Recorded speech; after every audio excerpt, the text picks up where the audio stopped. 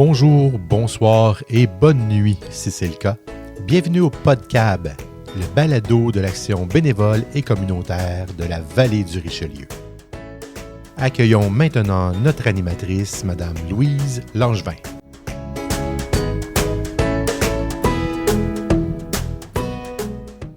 Bonjour à toutes et à tous. Ça me fait plaisir de me retrouver ici au micro avec un invité formidable qui est coordonnateur à la Maison des Jeunes des Quatre Fenêtres. C'est situé à Saint-Hilaire. Alors, je vais demander à notre invité de se présenter. Alors, Vincent. Je m'appelle Vincent. Je suis le coordonnateur à la Maison des Jeunes. Depuis combien de temps? Je suis là depuis, à peu près 6 ou 7 ans. Oh. Je vais calculer. OK. Et puis, c'est vraiment un bel environnement. On est à Saint-Hilaire, on est à Belleuil aussi. On a 2 points de service. Ah, il y a 2 maisons des jeunes? On a 2 maisons des jeunes. OK. Puis moi, en gros, je supervise autant, au niveau des employés, mais c'est s'assurer qu'il y ait, les intervenantes animatrices, les intervenants animateurs, et m'assurer qu'il y ait tout ce qu'il faut pour bien faire leur travail. Les accompagner aussi là-dedans, autant dans les interventions, les activités. OK, là, tu me parles des employés, donc ça veut dire qu'il y a des employés à Saint-Hilaire, à la Maison des Jeunes de Saint-Hilaire, puis l'autre à Belleuil. Ouais, les mêmes font les deux, ils peuvent faire les 2 places et tout ça. On a un responsable de point de service à chaque Maison des Jeunes. OK. Puis d'autres mondes qui peuvent aller d'une Maison des Jeunes à l'autre. Ça, c'est le même organisme qui a 2 points de service. Ah, OK. Mais une Maison des Jeunes, là, moi, je vois une maison. Qu'est-ce que ça a l'air physiquement, une Maison des Jeunes? Une Maison des Jeunes, en fait, nos 2 Maisons des Jeunes sont dans des parcs. Il y en a un qui est derrière l'Aquarelle, à Saint-Hilaire, qui est une belle petite maison, justement. Et puis, l'autre est dans le parc Eulalie du Rocher. C'est sur la rue Saint-Joseph à Belleuil, qui est à côté de la piscine. Il y a un grand parc aussi. Puis là, ça a peut-être plus l'air d'un chalet de parc, mais à l'intérieur, beaucoup moins. Ça a vraiment plus l'air d'une maison, justement. OK. Les 2 maisons des jeunes, ouais. sont sur 2 étages, avec une cuisine fonctionnelle, un salon où les jeunes, peuvent des sofas, peuvent écouter la télé, peuvent gamer. On a des coins musique, avec des instruments, autant batterie, guitare, clavier, bass, drum. Drum, j'ai déjà dit. Oui. Des micros. Ouais. Ça, on a un coin art, pour faire de l'art, des coins lecture. Et, OK. Puis, il y a à peu près combien de jeunes qui fréquentent chacune de ces maisons-là? On est à peu près autour d'une 20aine de jeunes par soir qui viennent. Par soir? OK. Puis c'est des jeunes en majorité du secondaire, j'imagine? Ouais, c'est 12-17 ans. Ouais. Puis, on a 2 périodes aussi qui sont réservées aux 6e année. Fait qu'on a le mercredi de 3 à 6, que c'est de l'aide aux devoirs. Oh, ça c'est bien. Et oui. puis, à partir de 4h30 à peu près, les secondaires peuvent venir à l'aide aux devoirs. C'est d'habitude, les primaires ont pas mal terminé. Et puis, le vendredi de 3 à 6 aussi, c'est réservé aux 6e année. Puis le reste du temps, c'est pour les 12-17 ans. Puis les 6e années, t'en as combien, mettons, sur l'ensemble? Parce que tu disais 20. Tu parlais de 20 jeunes. Quand le vendredi après-midi, souvent, mettons, à Saint-Hilaire, ils sont une 40aine, souvent qui viennent. Tant que ça? Ouais. Puis il y a combien de personnes qui sont là pour les aider dans leurs devoirs? Alors, pour les devoirs, ça c'est le vendredi, ils sont une 40aine, sont un peu moins pour l'aide aux devoirs. Mm-hmm. D'habitude, ils sont 2 ou 3. Ah, OK. Mais souvent, c'est pas juste une période de tutorat classique. Il y a beaucoup de jeunes aussi qui viennent, comme disent, ça me fait du bien de faire mes devoirs ici, comme plus vieux étudiants vont étudier dans un café, c'est un autre environnement. Ils peuvent faire leurs devoirs ensemble, peuvent s'entraider. Puis nous, on est là pour les aider aussi. Donc, Des fois, ça répondre à des questions, mais aussi créer un environnement qui est propice à l'apprentissage. Est-ce que c'est toi qui fais ça, l'aide aux devoirs, par exemple?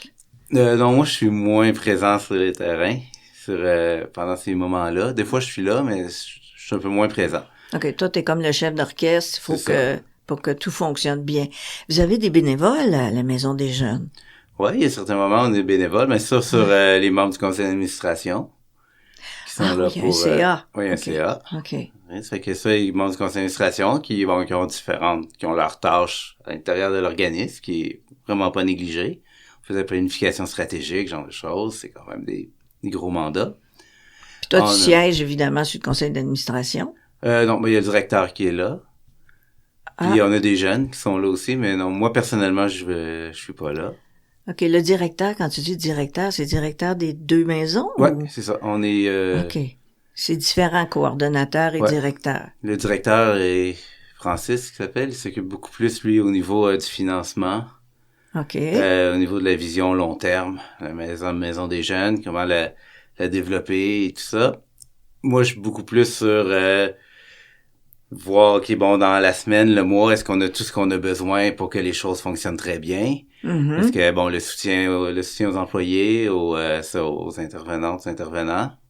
Et puis, ben, les intervenants, les autres sont là pour s'assurer que ça marche bien jour après jour. Mm-hmm. Fait que chacun a un peu leur vision, leur fonction.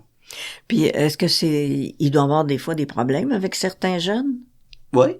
Puis, est-ce que c'est toi qui es chargé de régler ça ou c'est quelqu'un d'autre? Entre autres, c'est sûr qu'au début, moi, je suis beaucoup là, j'ai quand même beaucoup d'expérience en intervention, fait que je peux quand même essayer d'aiguiller les intervenantes. C'est sûr que nos intervenants, c'est des jeunes. La plupart sont dans la vingtaine, à l'école, fait que souvent c'est dans leur première, où ils ont très peu d'expérience en intervention directe. Fait que c'est sûr que moi, un de mes gros mandats, c'est de les guider là-dedans. Et puis, fait que oui, je suis là pour vraiment aider aux interventions. Au début, évidemment, c'est plus eux autres qui les font parce que c'est eux autres qui sont en lien avec le jeune, qui ont le lien, qui les voient jour après jour. Ouais. Mais des fois, ça devient un peu plus complexe, un peu plus intense, ou que, bon, mettons que c'est un problème au niveau plus comportemental. Et puis que là, on sent qu'on a besoin du poids de l'autorité. Oui. Ben, là, c'est moi qui va. Ah, c'est toi. OK, c'est toi qui mets ton poing sur la table.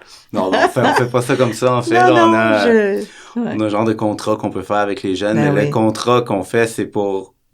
L'objectif, c'est pas de casser le jeune ou quoi que ce soit, mais c'est de l'impliquer.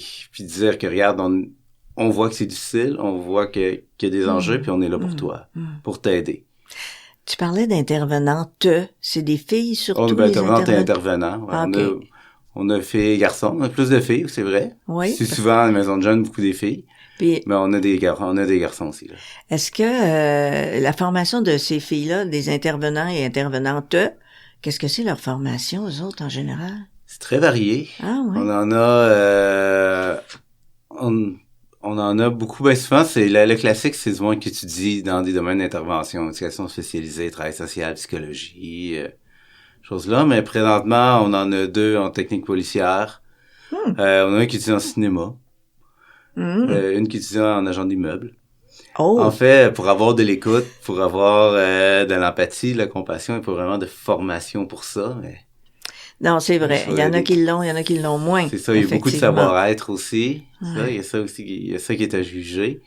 Puis c'est sûr qu'en même temps, beaucoup de monde sont en intervention qui vont vouloir travailler là-dedans parce que c'est vrai que ça donne des très belles bases pour après ça travailler. C'est le genre d'emploi où il y a un côté relax, ludique. Parce que les activités, on a beaucoup d'activités. Les activités servent à créer le lien avec les jeunes et tout ça pour qu'ils soient en confiance, qu'ils veulent nous parler. Ouais. Mais c'est juste que ça fait que ça peut changer très rapidement. C'est pas comme un intervenant, un travailleur social dans un bureau où, mardi à 2h, on vient parler de ta toxicomanie, puis le jeune, il rentre, puis il parle de toxicomanie, on sait à quoi s'attendre. Là, les jeunes, ils rentrent, ils sont en train de jouer au pool, tranquille, puis à un moment donné, ils disent, j'ai pas eu une belle journée, puis ils commencent à parler, puis à défiler plein d'affaires. Ça peut changer très, très rapidement.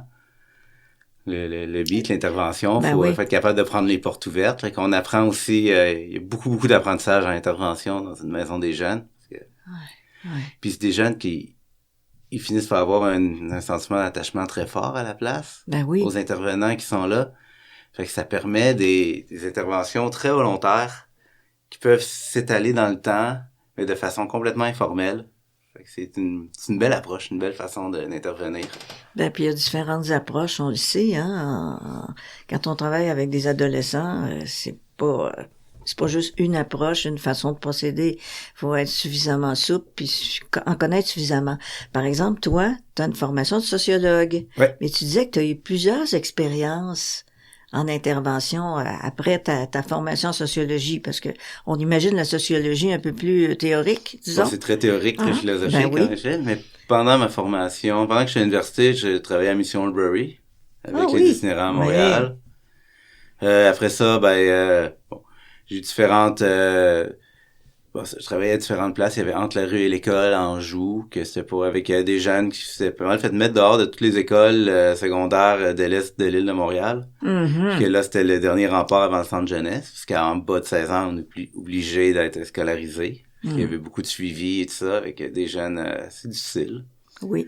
J'étais travailleur de rue longtemps aussi, dans la région ici, ou plus T'étais en campagne, travailleur de rue, t'étais... à Belleuil, Saint-Hilaire. Ah oui, il y a des Park, travailleurs McMaster. de rue. Oui, l'organisme, c'est Dans 1001 nos- rues ici.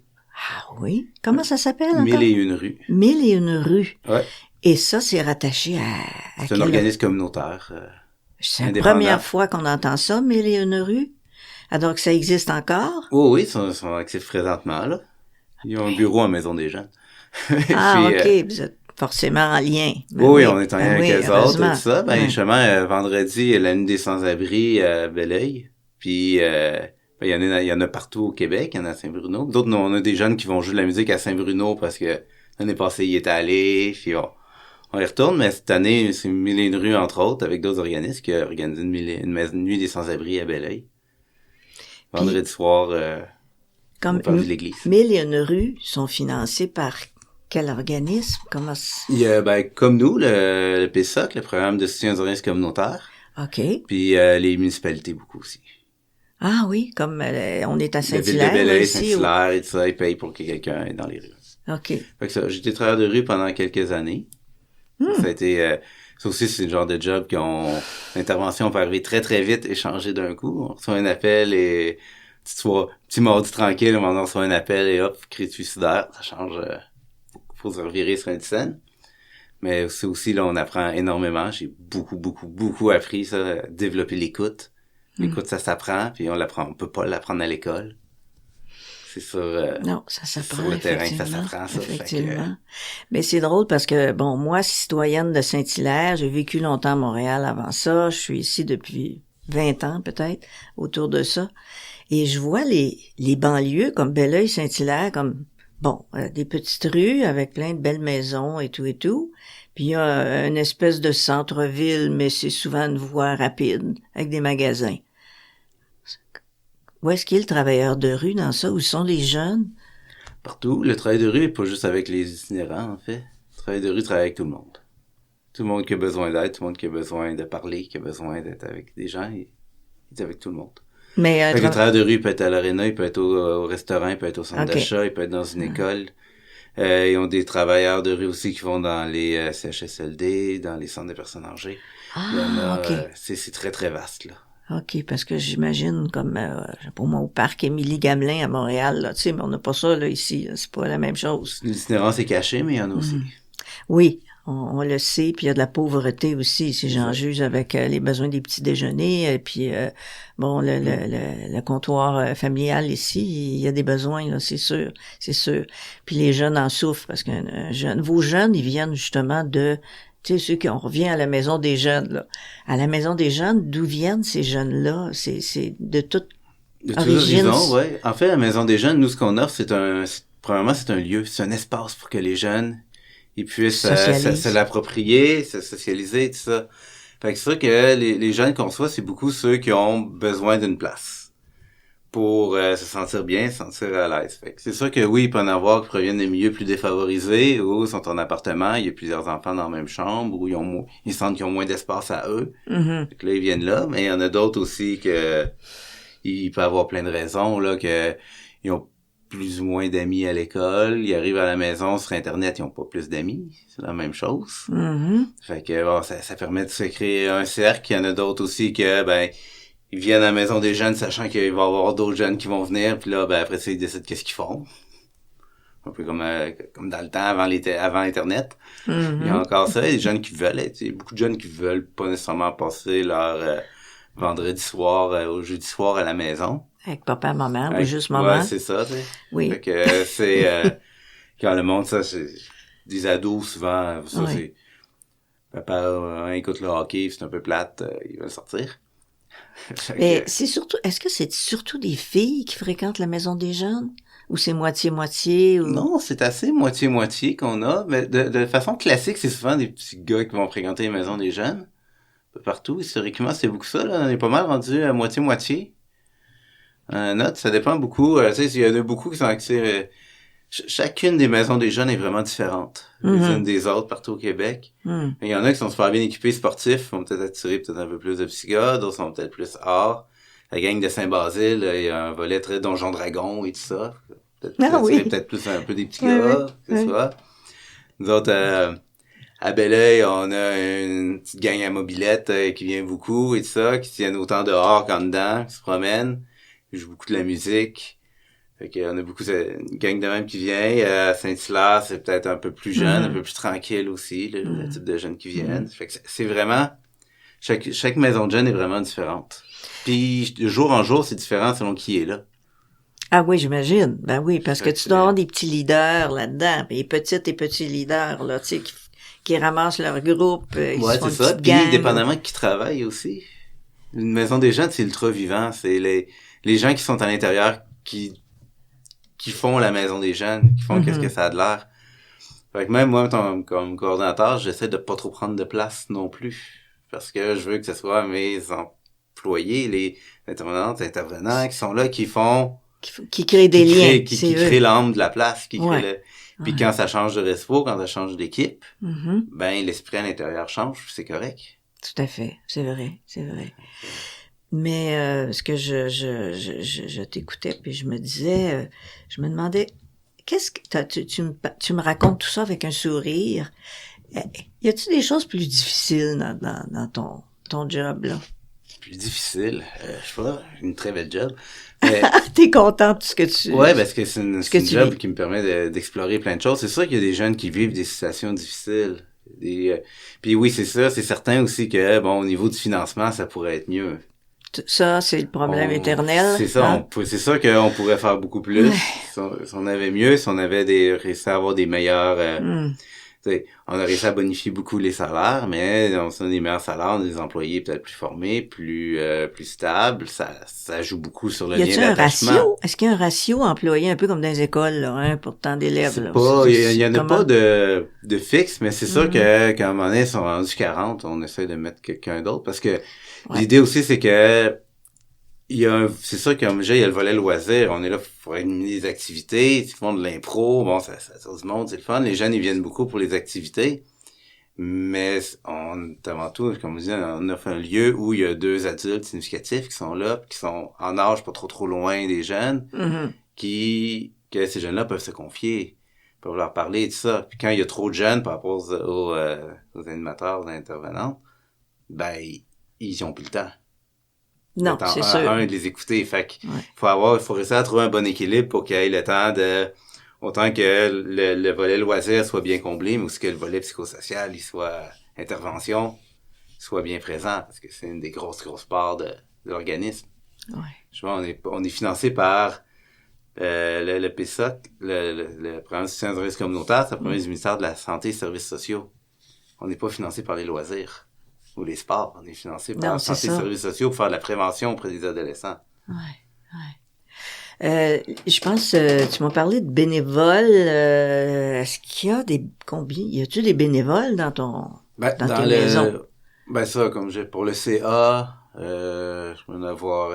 c'est sûr qu'il y a le CA, c'est bénévole. Ouais, ça, c'est des bénévoles. Sinon, quand on fait, disons, à la maison hantée, l'année passée, il y a le Club Optimiste qui est venu, qui a amené du monde.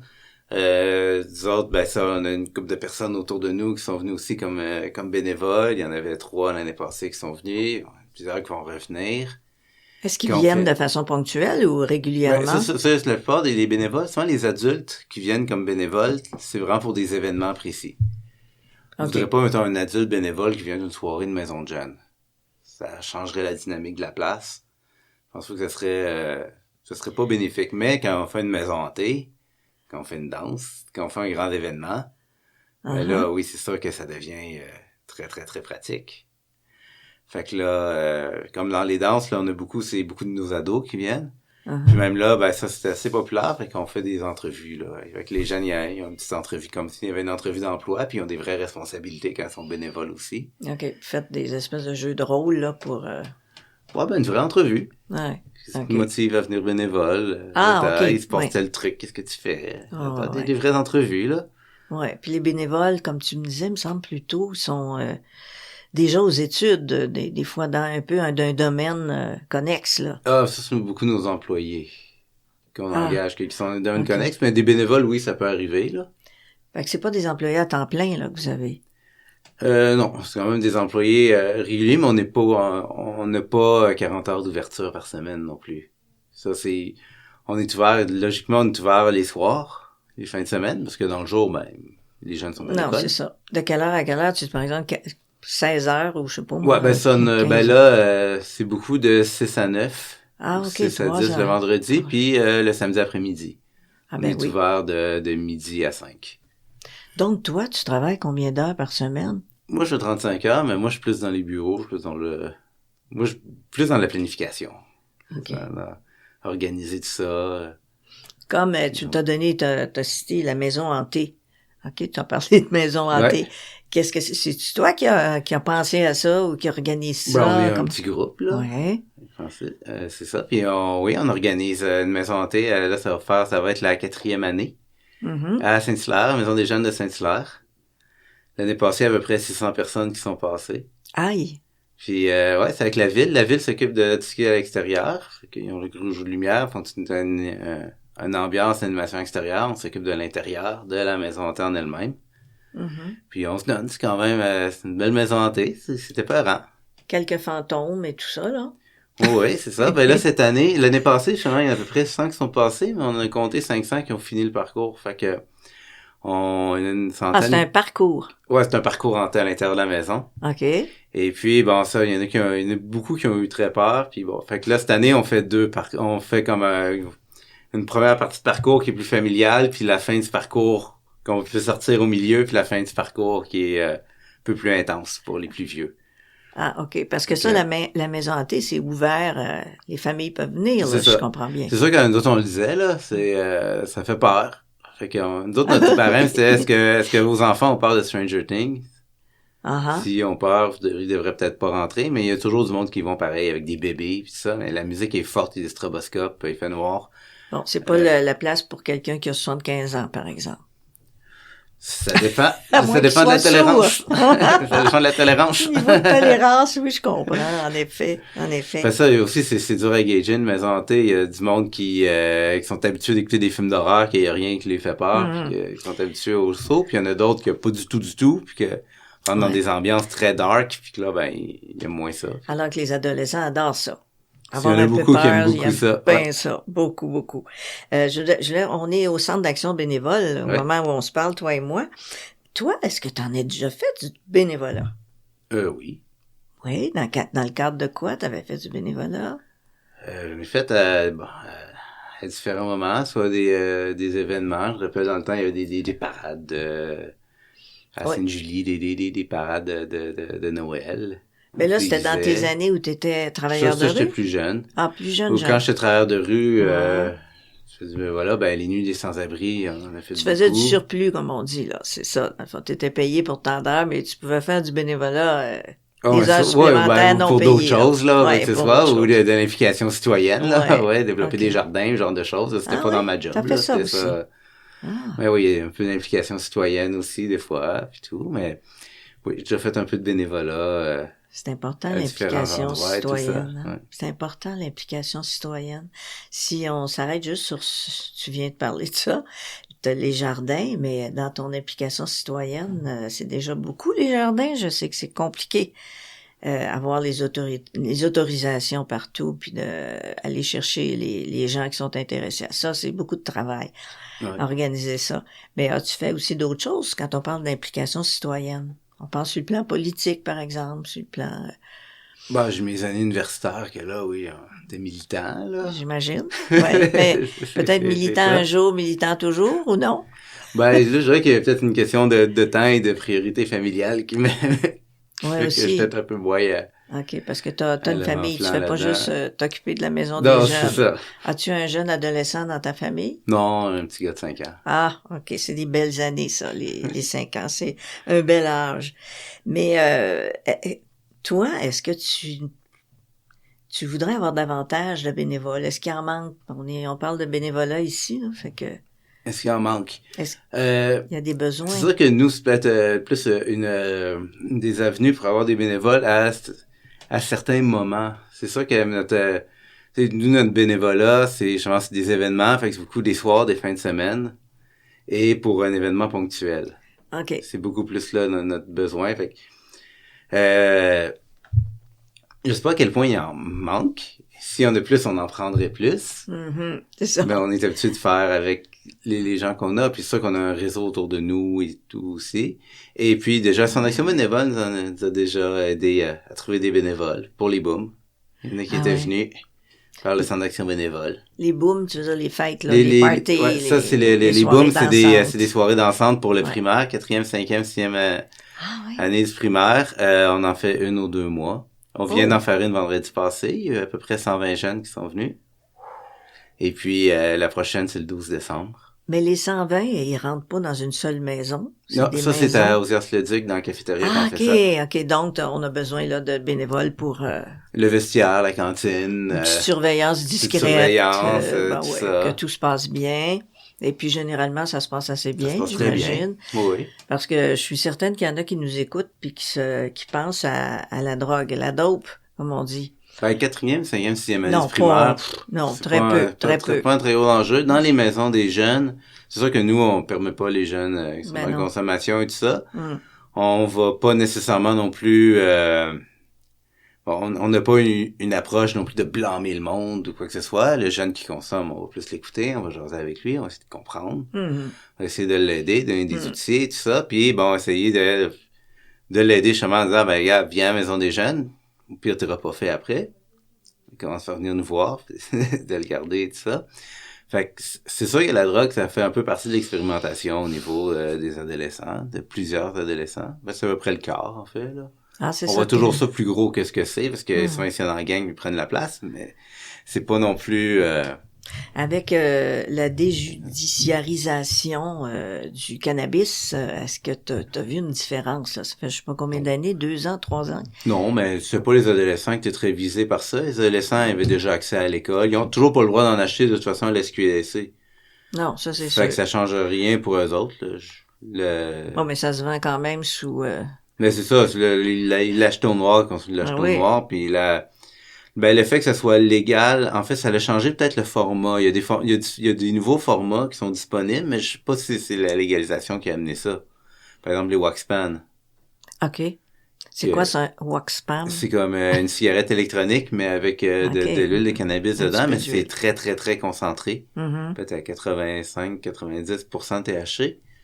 Fait que là, les jeunes, faut qu'ils apprennent à consommer avec ce taux-là. Donc, on peut faire des bad trips, c'est très addictif. Puis ça avait pas de fumée, pas d'odeur. Fait que c'est plus facile à dissimuler. Mais ça, c'est comme une autre drogue, là. Il y en a qui disent, non, mais c'est juste du pot, c'est légal. Une différence entre boire une bière à 5% puis boire de l'absinthe à 90%. Exact. Est-ce qu'il y a des écoles ou des milieux qui vous réfèrent des jeunes aux maisons de jeunes? Oui. Ah oui? On a déjà eu des jeunes, avec la VRDI, mais des TSA très légers. Il faut quand même, pour qu'ils viennent avec nous, qu'ils soient capables de fonctionner. Souvent, ils sont quand même encore en classe régulière, parce que on n'est pas un milieu adapté non plus. C'est bruyant, une maison des jeunes, là. C'est comme... Beaucoup de monde, ça peut être très bruyant. Mais on n'est pas un milieu adapté, mais il y a plusieurs TSA qui sont venus à la maison des jeunes. Des fois, on a des liens avec le CLSC. Des fois, c'est pour référer. Des fois aussi, il y a des jeunes qui suivent au CLSC qui viennent souvent à la maison des jeunes. Puis là, on signe des accords de prix de confidentialité pour travailler dans le même sens. Ah, c'est bien ça. Avec des jeunes. Des fois, il y a des écoles aussi qui parlent, les TS des écoles, les TES qui parlent de nous. À des jeunes. T'as dit ils nous envoient des TSA. C'est quoi un TSA? C'est des gens du trouble du spectre de l'autisme. Ah, OK. Donc, ça, c'est très varié. Ça peut aller c'est sûr super brillant ou à quelqu'un qui est... C'est sûr que... parce que même comme on dit, le classique, le super brillant, souvent, ça amène quand même certaines difficultés au niveau social. Oui. Puis nous, on est bien équipés pour travailler là-dessus. Mais c'est sûr que TSA qui dans le spectre peut-être un peu plus avancé au niveau et moins fonctionnel, difficulté à rester, mettons, dans une classe, ben nous, on sera peut-être pas équipés pour celle-là, par contre. Non, c'est ça. Mais par contre, il y en avait un, il y a plusieurs années de ça, très fier. Quand il est arrivé, il rentrait beaucoup dans son univers aux jeux vidéo, il jouait tout le temps. Mm-hmm. Puis il y a de la difficulté quand les autres étaient moins bons, il pouvait être vulgaire et méchant. Crier après le monde et tout ça, là. T'es bien pas bon, attends. Et puis on essaie de travailler chaman au niveau des habiletés sociales. Parce que Et puis, 2 ans plus tard, on était excité avec la ville de Belleuil, ils ont un comité ado. Puis c'est une soirée jeux vidéo, puis finalement, il a animé la table de Mario Kart. Avec plein de jeunes qui connaissent pas. Puis, OK, ça va être toi la prochaine équipe, puis t'es vraiment fier, là. Ah oui, ça a été un yes. gros travail, là. Autant, j'ai travaillé très fort pendant ces 2 années-là, avec les autres, à essayer d'accepter le monde qui est moins bon dans les jeux vidéo, d'inclure du monde dans son univers, de rentrer dans l'univers des autres et tout ça. T'as travaillé sur sa tolérance à la frustration, si on peut appeler ça comme ça. Ouais, les impulsions, la rigidité. Ouais. Fait que ça, c'est un beau cas. Tu dois en avoir d'autres, des beaux cas, des jeunes qui ont vraiment bien évolué là, au contact de votre approche, puis du milieu de la maison. Oui, il y a des jeunes qui ont des beaux succès aussi, là, des jeunes qui avaient... qui avaient certaines difficultés au niveau par des idées noires. Automatisation et tout ça. Et finalement, moi, ça joue de la musique avec d'autres. Puis finalement, finit par jouer devant du monde. Puis avoir du plaisir. Puis des beaux succès. Puis il est fier. Ouais, tu me dis ça avec un grand sourire. C'est des beaux souvenirs, ça. Quand tu vois que ça... Il y a du beau... Il y a des beaux... c'est sûr qu'il y a des beaux moments. Puis il y a des belles victoires. Fait que dans ce temps-là, tu dis, on n'a pas été là pour rien. Non, c'est ça. On a servi à quelque chose. Puis vous faites le lien avec l'école aussi, parce que souvent, ces jeunes-là, ces jeunes problématiques, ça commence à l'école, les problèmes. Puis là, ça marche plus. Et donc, vous essayez de les réchapper en quelque sorte. Ouais, je dirais pas cet homme-là, parce que c'est les jeunes qui font le travail eux-mêmes. Nous, on est là pour épauler, pour mettre un appui parmi d'autres. On est dans toutes les filets sociaux qu'il y a, on est juste une petite maille, là. On est ouvert quelques soirs semaine pendant de 12 à 17 ans, c'est quand même juste 5 ans, une très courte période de leur vie. Ouais, mais c'est une période c'est une période cruciale. Marquante, une période cruciale avec beaucoup de changements. Oui. Des jeunes que leur cœur change, ils se reconnaissent plus. Qui à l'adolescence aussi on vit tout intense parce que c'est souvent la première fois qu'on vit les choses, fait que la première fois qu'on est en amour puis que ça termine, l'impression qu'on vivra plus jamais ça, c'est la première fois qu'on l'a vécu. Presque tout, c'est la première fois qu'on le vit. C'est aussi un moment où on veut prendre de la liberté. C'est pas nécessairement toujours facile d'engager cette liberté-là. On a encore besoin d'un cadre, des parents. Fait que nous, ce qu'on offre, en gros, c'est un cadre sécurisant qui est vraiment différent de ceux de l'école, ceux de les familles, ceux de la maison. Puis on essaie de faire un cadre le plus cohérent et le plus rassurant possible. Là, ça fait déjà 4 ans, tu disais, ou 5 ans que tu es à la Maison des Jeunes? Ah, juste à la Maison des Jeunes, 6-7 ans? Ouais. Ah bon. Est-ce que tu penses continuer encore longtemps? Ouais, tant que j'ai des beaux projets à mettre en place et à amener, oui, je peux continuer. Ouais. Est-ce que vous avez des fois des jeunes qui sont venus il y a 6 ans, quand il y avait 14 ans, maintenant il y en a 20, 21? On a déjà des anciens jeunes comme intervenants, oui. Ah, c'est cute comme expression, des anciens jeunes, qui sont encore jeunes, mais moins jeunes. On se comprend. On se comprend. Dans vingtaine, puis là, ils appliquent pour être intervenants. Puis on a déjà des anciens jeunes comme intervenants. Ouais. Puis là, tu vois qu'ils vont bien, puis tu te dis, bon, c'est le fun. Le passage s'est fait correctement. Puis, bon, tu dis, vous autres, vous êtes en appui, mais c'est un appui indispensable pour les jeunes. Pour plusieurs jeunes. Mais oui. Puis, justement, on n'est pas là non plus, c'est dire qu'on vient rejoindre l'adolescence, c'est un peu présomptueux. Il n'y a pas vraiment de modèle d'affaires marketing qui dit on va rejoindre tous les adultes. C'est trop vague, c'est trop gros. La Maison des Jeunes, on rejoint pas tous les ados. Il y en a plusieurs milliers. On en rejoint quelques centaines par année. Puis, mais c'est correct. Nous, on va essayer de rejoindre ceux qui en ont besoin. C'est pas tout le monde qui a besoin d'un espace. C'est pas tout le monde qui a besoin d'adultes significatifs à qui se confier, qui en a pas dans leur réseau proche. Exact. C'est pas tout le monde qui a besoin de ça. Il y en a qui ont plein d'activités puis que ça va très bien. Mais ceux qui en ont besoin, par contre, ça peut devenir une ressource très intéressante et très... personne. Puis on voit quand même la différence aussi, parce que c'est un lieu aussi où les jeunes peuvent vraiment s'approprier, développer des projets, s'investir, se sentir utile.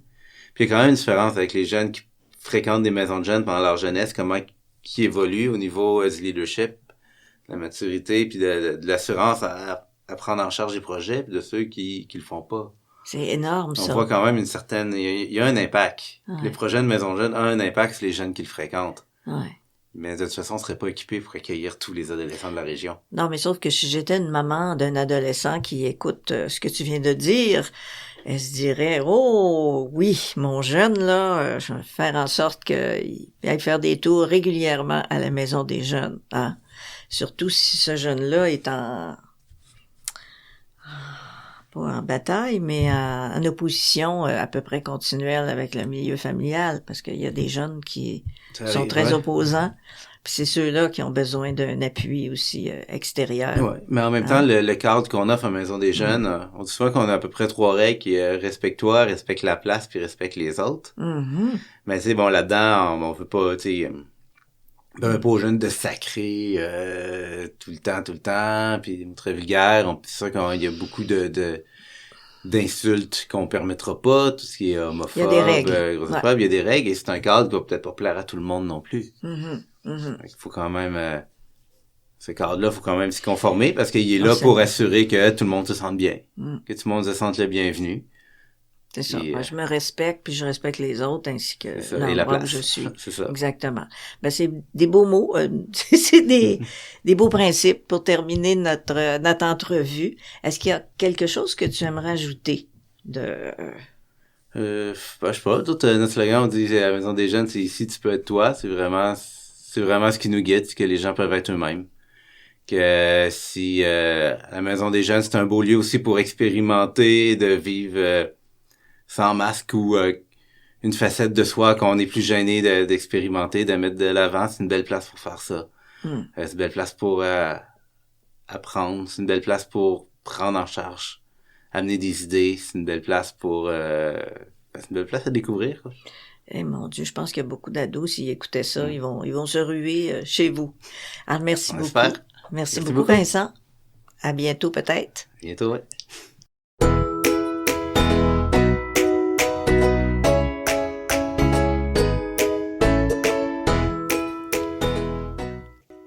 La musique provient de bensound.com.